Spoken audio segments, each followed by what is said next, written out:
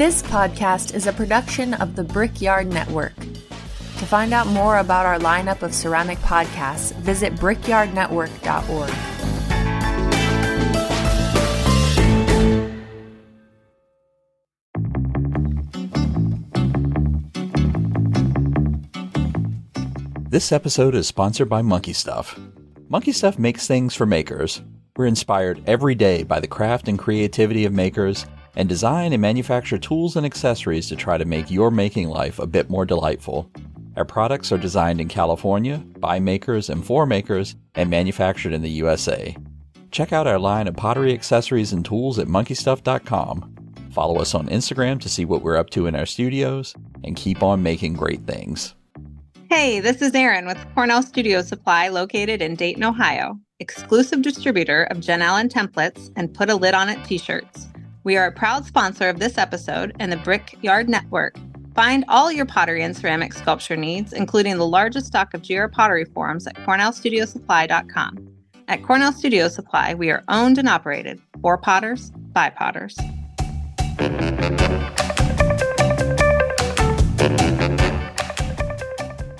Hello, my name is Kathy King, and welcome to the For Flux Sake podcast. I'm coming to you from the Harvard Ceramics program in our fair city, Allston, Massachusetts.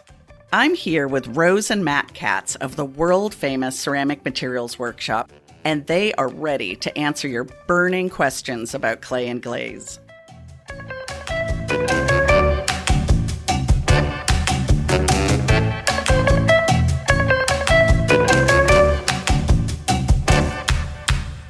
Well, hello, Matt and Rose.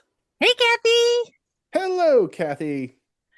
I have a new sense of independence in my life.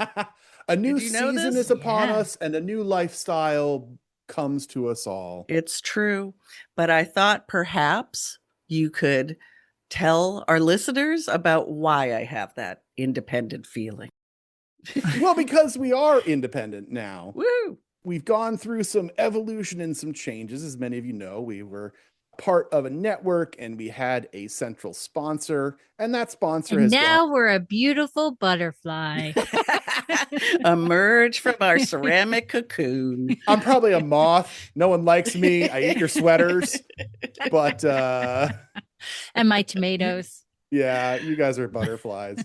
But yeah, so we did have a foundational partner that put together the whole Brickyard Network, which we love being part of. And unfortunately, they've gone through some changes over the summer, and they can no longer sponsor the network. And so now we are still for Flux Sake. I hate to disappoint you. It's the same dumb show. But people can get even more of us. Yes. Woohoo! So they can join our brand new Patreon page where for a small fee every month, you can get more of us. Uh-oh. Can they un-Patreon? Are we going to have to start paying people out from Patreon? Good thing or a bad thing. I don't know. But it's more Kathy and I. Hey. Well, this is new to me. I haven't been part of Patreon, though I've heard about it, and I've heard other people using it really successfully. So I'm excited to be part. But how long have you been using Patreon? Oh gosh, since like 2017, man. Yeah, on Ceramic Materials Workshop for Education, we have Patreon that really helps us like literally pay our bills. Like Rose and I really are able to get things done with Patreon. And the reality is running this podcast takes money, and having that network before was a huge advantage, but we need to keep producer Ben around. Yeah. We gotta pay Otherwise him. it doesn't happen. Are you guys getting paid for this? What, Ben is. Oh wait. Yeah. Checks in the mail, Kathy. Backdated 4 seasons. Ooh. But no, it's no joke. Producing this podcast takes money. Believe it or not, you guys, this show is edited. Despite what it sounds like, yeah. And yeah, that our network helped us to do that. But now Rose and I are putting it under the umbrella of CMW, Ceramic Materials Workshop, our online education company, and we're going to keep it going. But we have some great sponsors already. We have groups and companies that have come in to sponsor us. And that's a huge advantage. If you run a company, you want to advertise with us, reach out to ForFluxSakePodcast@gmail.com. We'd love to bring in more advertisers. That absolutely helps. But really, at the end of the day, we need to NPR this shit, you guys.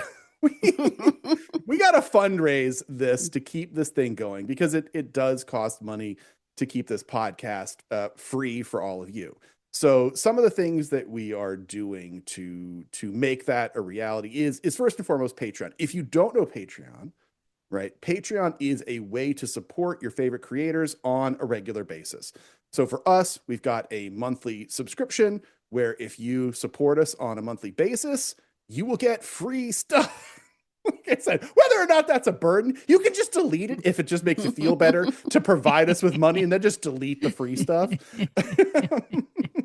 We will have extra content on there. Okay, so now this is the big one, right, you guys? So we have a massive backlog of questions. Now, I know people submit their questions and they're always like, why you didn't answer my question? I know, guess what, it's heartbreaking. We have orders of magnitude more questions that have been submitted than we have had the time to answer.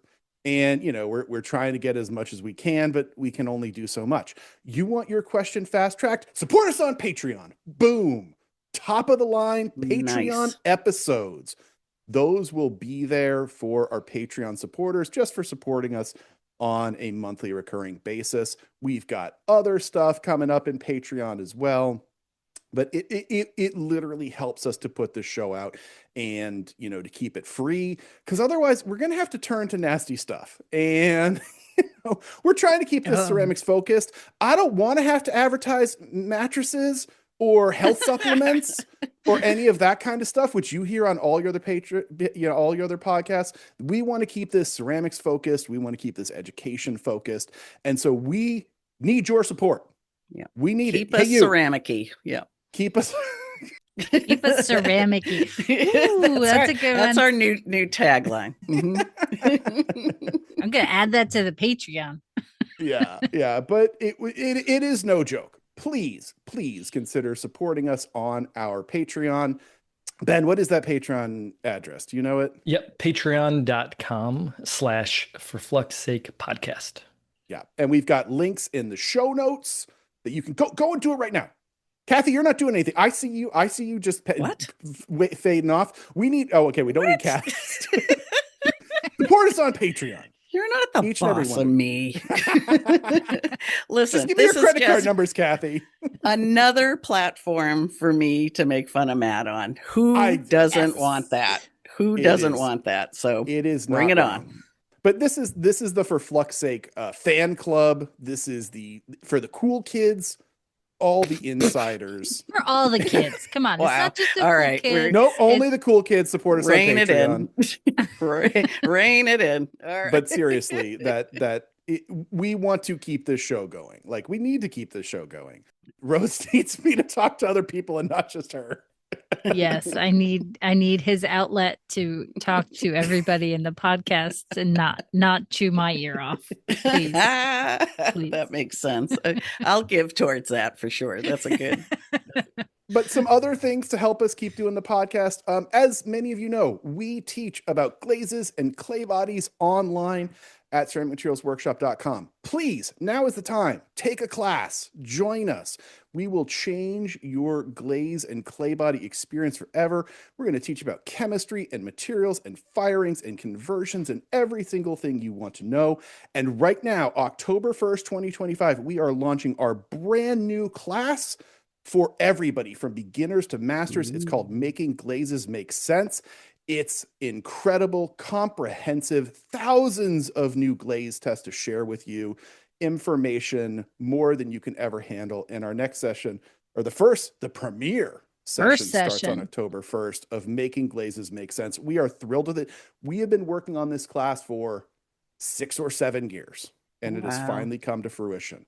And so come sign up please, again, taking our classes at ceramicmaterialsworkshop.com is what helps us to keep doing this and being the best kind of stupid we can be. Keeps our research going. And keeps us ceramic-y. Let's not mix that. Okay. All right. So let's get to the reason we're here today. We have some wonderful questions to answer. Let's start out with Rebecca from Asheville, North Carolina. And Rebecca has a question for low fire pottery. Producer Ben? Hi, I'm Rebecca in Asheville, North Carolina. And I have a question about low fire pottery for functional work. I've always fired high fire or mid fire, but recently I've gotten really curious about trying low fire. And most of my teachers or mentors I've talked to have really tried to steer me away from it, saying that it's not durable, it's not fully vitrified, it's going to be too fragile for functional use. I'm really inspired by historical low fire pots, like especially slipware, and I know this kind of pottery has been used for thousands of years in so many cultures. So I'm just wondering if you could talk a little bit about the concerns about durability and using low fire for functional work. And maybe just a little bit about the basics of low fire, like what is the cone range? I know some people fire up to cone 1 or 2. When do you hit mid fire? And what temperature do you bisque to when you're firing at a lower temperature? Also seems very mysterious to me, as I know it can be porous at a higher temperature than you're going to ultimately glaze fire. And finally, about glazes, I've taken a look at Ben Carter's wonderful low fire glaze book, but I do have a question. I noticed that so many of the glazes contain lithium or spodumene, and when I'm kind of looking at my budget for glazes, those materials don't usually make the cut. So I'm just curious, is it an inevitability to use materials like that? I'm guessing they help to lower the temperature, the melting temperature of the glaze, but are there alternatives? And is there a reason that ingredient, lithium, is showing up so consistently in those glazes? Okay, I'm excited to hear you talk about this, hopefully, and thanks for the show. I learned so much. Thank you. Okay, before you jump into this is like one of my biggest pet peeves is when people talk about a lack of durability with low fire clay. Have you been to a museum? I mean, There's a ton of them. There's some cracked ones, sure, but let's pay attention to the ones that actually stayed together. That's incredible. And not thousands of years, tens of thousands of years. It's incredible. We just went to a Neolithic site in Ireland over the summer, and the beaker graves that they had found, which is a later date, but that you were buried with a low fire beaker, or kind of like looked like a solo cup, really. The measurement lines too. Yeah, it did. It had like the little ribs on it. Like one piece, and it's like, yay. Okay, now take it. I'm done. I was going to send it over to Ben. I mean, this is a Ben question.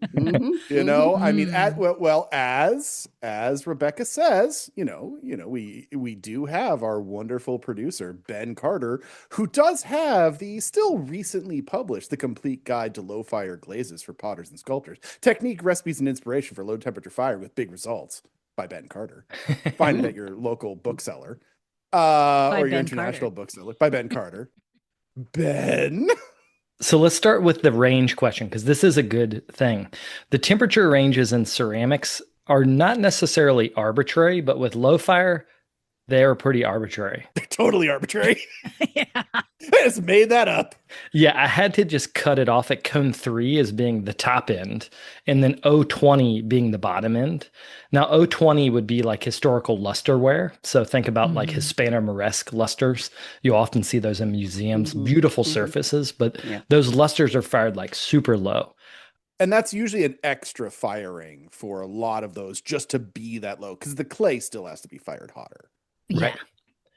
But I too, one of the reasons I wrote the book is that I had teachers that just thought that low fire was like a disease and that you should avoid it at all turns. But then I went and studied with Linda Arbuckle, who had done a lot of research at low fire. Yeah.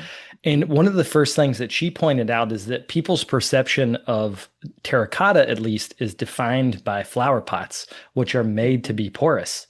Mm-hmm. If you keep firing a flower pot hotter and hotter and hotter, eventually it will become closer to vitrification. It's never going to vitrify, but it becomes more durable. And so when she told me about this sort of principle of firing hotter to seal things up, that made sense because that's ceramics in general. So for me, if you want to make low fire pots that are durable, don't listen to the ceramic manufacturer's range of firing because they often pin it lower than what's actually necessary to get under 2, or even if you could get under 1%, that is ideal. That generally happens at about cone 1. Most ceramic manufacturers that are making low fire glazes, the glazes mature at 0.6. So that's the rub. You need to fire and have glazes that can fire hot enough that the clay is getting under 1% and melting your glaze, but not running off the pot. So my question for y'all, and actually Matt and Rose might know this, why are commercial low fire glazes pinned lower than what is good for the clay? Ooh, good one, Ben. I think it's a CYA kind of situation. Yeah. If you guys don't know CYA for our friends, that's cover your butts. But not butts. The A is another cover word. cover your buttocks. Gotcha. I think it's that basically is they don't want to have to deal with people calling and saying, you told me to fire this and it all ran off, or it all, ruined my kiln. Underfired is a huge deal because, if they think low fire is cone 05 instead of cone 04, that's going to underfire if they set that temperature for 04. So if they set it to 06, also, it's actually very, very hard to get glazes with contemporary materials that melt under cone 08. Yeah. That historically is why lead came in. One. Yeah, we had a very hard time. That, like, if you had lead as an option, you can knock those temperatures down or do some other tricky things with chemistry. But you want to use what are contemporary materials. 08 is your bottom. It's very hard to get a consistent melt under cone 08. And we learned that with our glow in the dark glaze. Is that we couldn't find a glaze that went low enough for the powder to glow and still have a good surface. Yeah, because the glow in the dark material, you can't fire too hot. If you fire that one too hot, the material literally breaks down and it doesn't glow anymore. It doesn't do anything. Yeah, so the real trick with that glaze was designing a glaze that would melt at cone 08. And we have one. You can find it on our YouTube channel. But it's about as low as I would say I'm comfortable going. Yeah, and traditionally, I mean, I think too, some actually manufacturers will bisque hot and then glaze cold. So they're vitrifying their clay first and then they're glazing it. It's a different glazing technique. It's not just dip it in and pull it out and it's going to dry. If you're firing hot and glazing low, you have to heat your ware before you glaze it so the glaze will dry. But you can accomplish a low fire that way too. You don't always have to do that because the trick with the terracotta pots, as Ben was saying, is that they're not vitrifying even if you fire them to cone 1 or 2, or at least not fully vitrified. So you still have some porosity, so the glaze will stick to them. So, the question that had come up is like a lot of terracotta potters will actually bisque to cone 1 or 2 to get the clay as dense as possible. And then they'll glaze at cone 04 or 06 or whatever, because they're trying to get the glazes to melt. And so that's perfectly fine to do. It does make the clay body better. Because that's what I want to talk about. I think we took a left turn here. Okay. So I does anyone else want to say anything positive about low temperature before I just there's some really great pottery out there that's low temperature. There is. We love Ben's pots. We love, we have a lot of friends who are low fire potters, and we're still friends, or at least I'm still friends with them. I don't know if they're friends with me. Support your low fire potter. But there's a harsh reality that we do have to confront that is part of this conversation. And Rebecca already touched on a bunch of it. Why do we fire to high temperature? We fire to high temperature because of vitrification. Vitrification is making our clay body into glass. Vitrification is very important for food usage.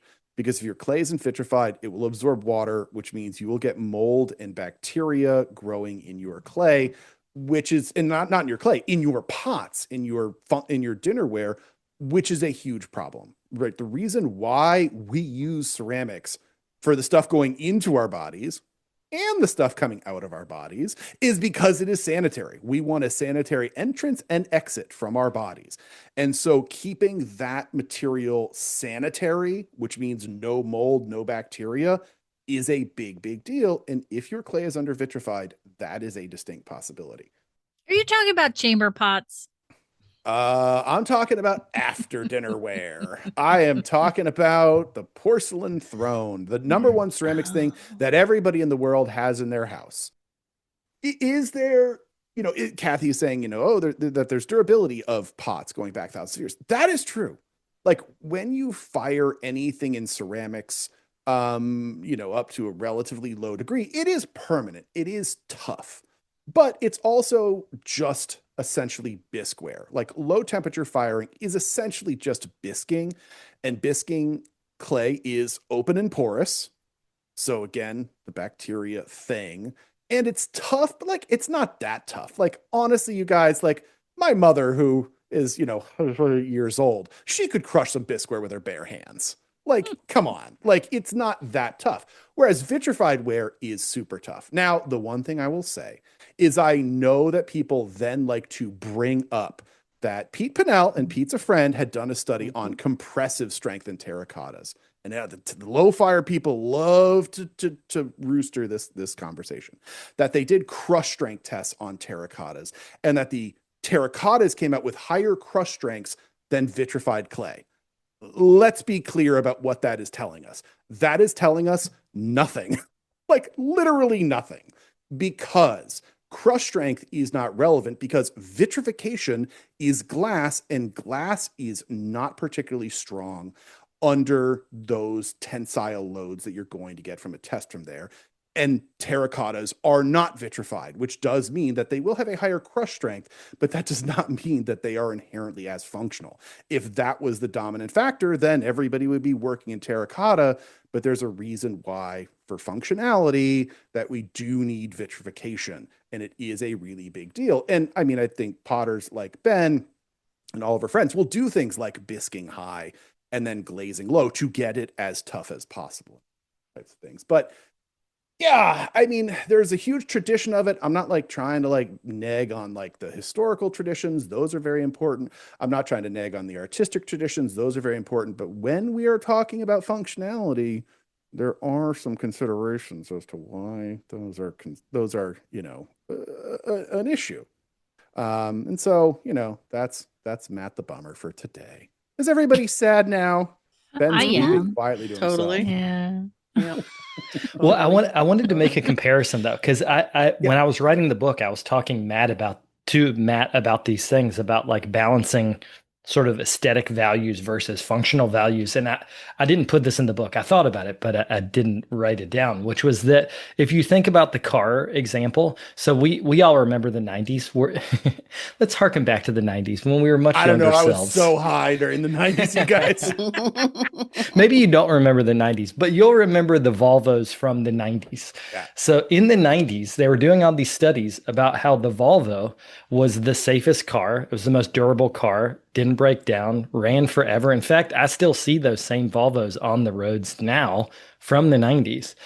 Well, the Volvo is the equivalent of the vitrified clay. Like, it is safe, it is beautiful if you like it. But if you don't want a 90s Volvo, then what?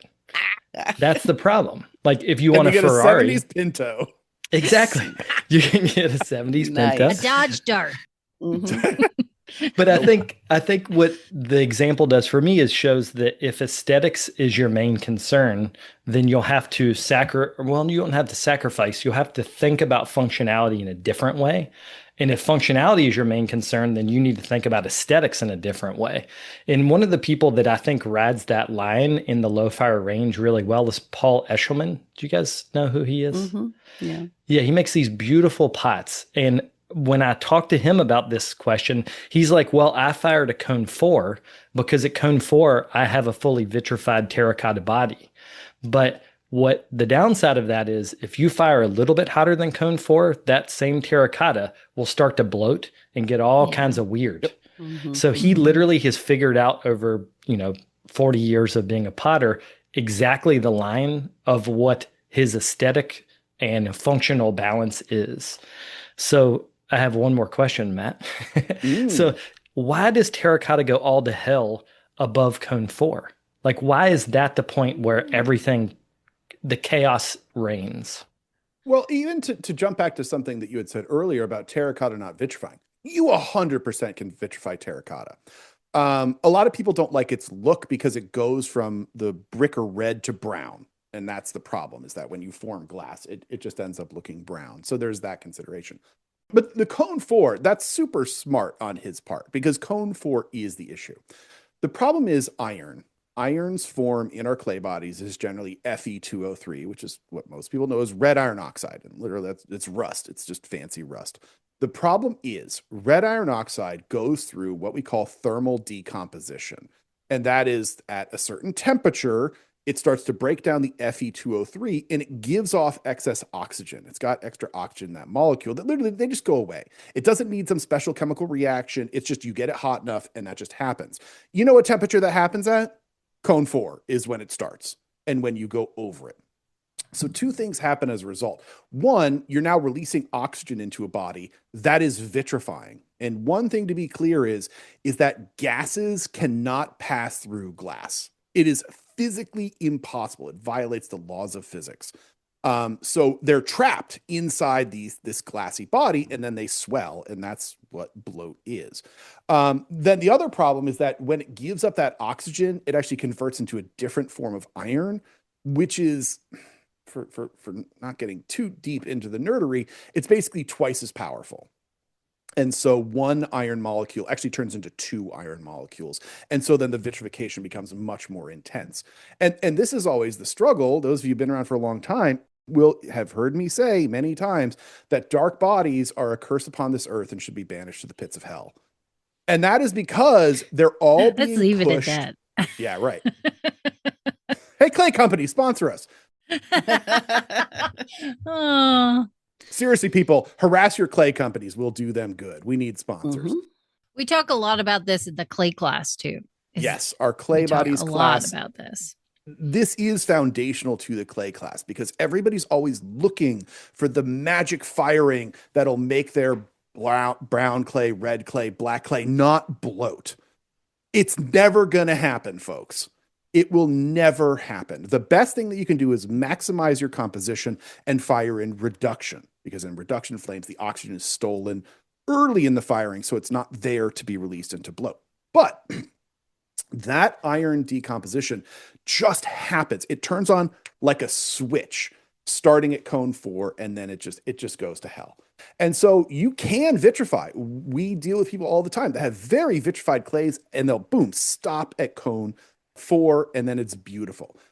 And that's sort of back to Rebecca's question about like, where is the line? I mean, I'd say that that's the line, but it as Ben said, they're just made up terms, high fire, low fire. It's really a question of vitrified versus unvitrified. And you know, that's really the distinction. Today's episode is brought to you by the Rosenfield Collection of Functional Ceramic Art. The collection exists as an online source for research and inspiration, featuring photos of thousands of objects made by over 800 artists. The images are high quality and can be used with no permission required. To find out more, visit www.rosenfieldcollection.com. Glazes don't make sense, but that's why Rose and I are here at ceramicmaterialsworkshop.com, helping translate glazes for real ceramicists like you.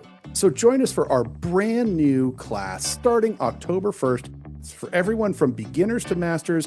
We clear up all the mysteries of glazes to make them work for you. Join us at ceramicmaterialsworkshop.com for Making Glazes Make Sense. All right, I'm cutting you all off. We're going on. I can keep going. I know you could keep going. I know that. Okay, so everyone, we're going to go on to our next question. We have Stephen Brown from the UK called in and asked about his future pug mill purchase. Hey, for Flux Sake, it's Steve from Herefordshire in the UK. My question is about de-aired clay. Last year I did a course and I noticed the clay was really nice to throw, and I spoke to the instructor about it and he mentioned it had been de-aired. So I was just wondering whether you could talk to me a little bit and explain the difference between de-aired clay and just normally wedge clay. It's only because I'm looking at buying a pug mill at the moment, and I noticed that they do have de-airing vacuum pug mills on the market, but they're really expensive. So I'm trying to work out what to do at the moment. So any information would be much appreciated. Thank you. Ooh, I love a de-airing pug mill. Yeah, I was gonna say, if you can afford it, do it. Do the It's an investment in your future. Yes, and your sanity. And your physical body. Yes, and your pots will thank you. Okay, Rose, I think we took care of that. Yeah, I think that's good. Okay. Pug mills are for babies, for little children. Oh my goodness. Come on. I'm still resentful because when I was in school, was it the same way when you were in school? Rose was just a couple years behind me. They would not allow pug mills at our school. There were no pug mills. You wedged it or you got out of ceramics. Yeah, Loser. I think I remember that too. No room for the weak. And then the millennials come in and they just give them pug mills. And they're just there for everybody to pug. I had pug mills. I am not a millennial either. Thank you very much. I'm just spoiled. Thank you. I've never had a pug mill, you guys. So, but I had giant pug mills that would put out masses of stuff, and they were all de-airing. De-airing is key in industry. Yeah. Kat, do you have pug mills at Harvard? Oh yeah, absolutely. So we, and I've talked about this before, like we don't dry mix our clay when we buy it and then mixed, and then we dry out the slurry and we get it to a point that we can handle it and put it through a de-airing pug mill. So we're not using the mixer part of it, because oftentimes it's a mixer and then a de-airing pug mill. We're just using the de-airing pug mill part of it. So, but it just squishes it. And I mean, is the answer to the question just a different type of compression? It's not exactly a different type of compression. What is going on is literally the vacuum part that Steve is talking about. And that's the really big deal. So a mill in and of itself is meant for homogenizing the particles and aligning the particles. And yeah, and in industry they use wad mills, they call them. Those are their mills, they call that. And they're just basically there to chop it up and make it a uniform shape. Yeah, and so that's like a really rough stage past the first, like the mixer, and then the wad mill it. Most people in art ceramics just bypass the wad mill and feed it into the pug mill. So a pug mill generally is a couple of augers, and those augers have a spiral, and they are orienting the particles. And that's that whole thing that you were taught, like in your first class when you're taught how to wedge, and they tell you that you're aligning the particles. That absolutely is 100% true. You are aligning the particles because clay particles are like playing cards, and they need to stack together. And if they're, if you take all your playing cards and you throw them out, in the air, they're all sort of arranged well, playing cards will fall flat, but clay particles will all arrange randomly. So you wedge it to align them into one direction because it will improve their plasticity and their workability and all that. So that's the first thing. It's got the auger that does that. The de-airing part is that you could have a pug mill that literally is just the auger. You don't have to have the de-airing part.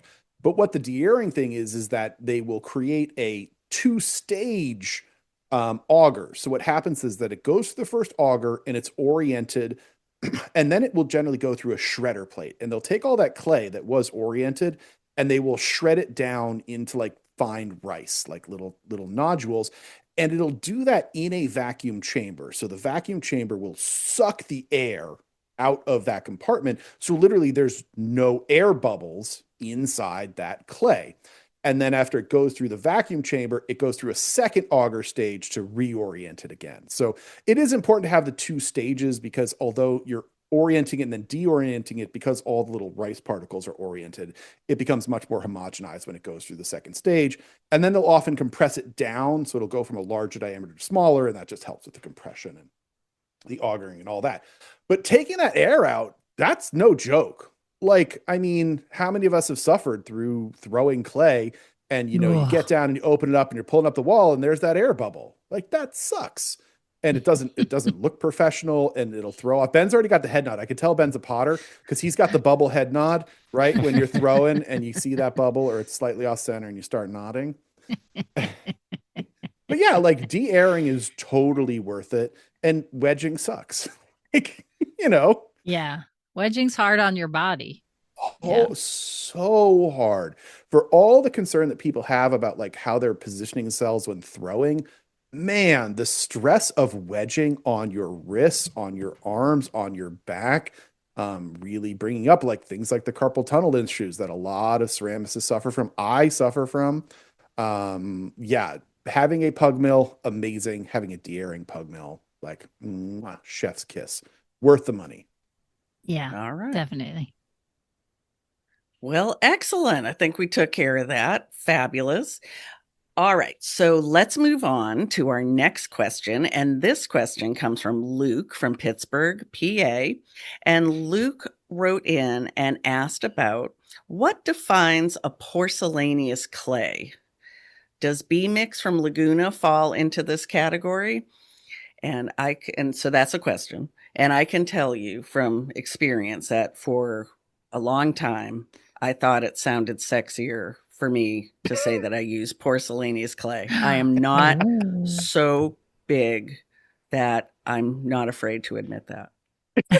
But it's white stoneware is really what it is. Kathy likes to feel sexy, and we all should. That's about being proud. Mm-hmm. Absolutely. Yeah, it's not a thing, you guys. You know what? In fact, I've been around so long, I may have started it. You did it. Oh man. Oh man, she's the Typhoid Mary of porcelaneous stoneware.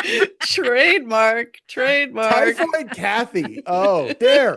We need merch. Porcelaneous Kathy. Yep. Porcelaneous Kathy. Thank God I've been educating for 25 years. That's great. Yeah. All the lives I've touched with all this great information. Mm-hmm. Yeah, it starts in Boston and then it goes out. Spiders out. Yeah, it's just trying to sound fancier than it is. Kathy already called it. It's white stoneware. The specific definition is that porcelain technically should be translucent and white. And to keep things translucent, you put less kaolin in it. Kaolin is the molecule that makes clay bodies. And so porcelain generally have less kaolin. Stonewares don't need to be translucent, and so they have more kaolin in them because the kaolin will kill translucency. So, you know, the definition between a stoneware and a porcelain is the total clay content and the color and the translucency. So it's porcelain is white and translucent has low kaolin content. Stoneware is higher kaolin content, doesn't have translucency, and is not white. So yeah, it's white stoneware because you increase the total kaolin content, which makes it slightly more workable, but you kill the translucency. But technically, it falls under the definition of a stoneware. And honestly, the word porcelaneous just makes me feel uncomfortable. It's one of those words that people don't like moist. I don't like porcelaneous. I can see that. Well, that is all the time we have for today. But again, thanking everybody listening for your support. And I hope we get to see you on Patreon. Join us on Patreon. Yeah. Or be square. Or be square. Good one, Rose. Okay. Bye, Matt and Rose. Bye, Kathy. Bye, Kathy.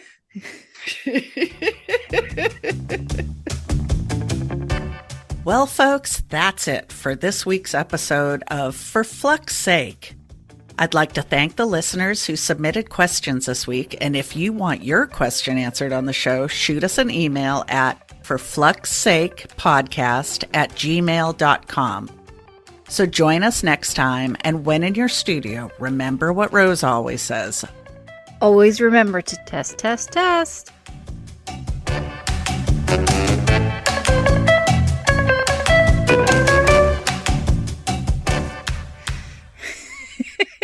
This is a test of the emergency glaze system.